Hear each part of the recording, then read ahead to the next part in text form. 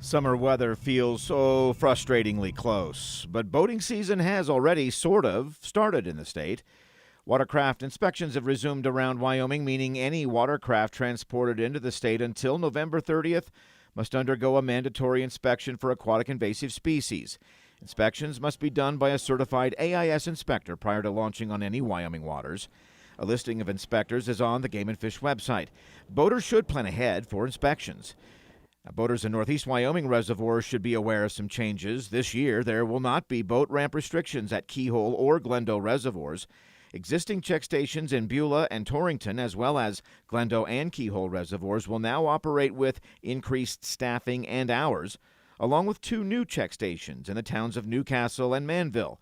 These changes were prompted after the discovery last summer of zebra mussels at nearby Pactola Reservoir in South Dakota, just 30 miles from the Wyoming border, which significantly increased the risk to Wyoming waters. Keyhole and Glendo are frequent destinations for boaters who also visit Pactola.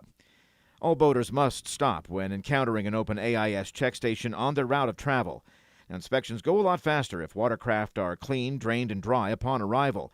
If you don't encounter an open AIS check station, it's still the boater's responsibility to get an inspection before launching.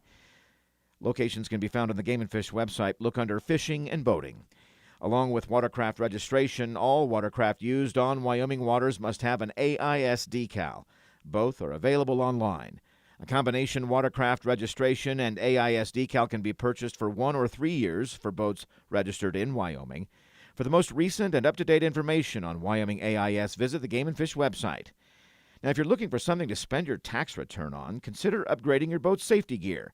Upgraded life jackets for all who'll be on board this summer is a good idea, especially if some of those don't fit anymore.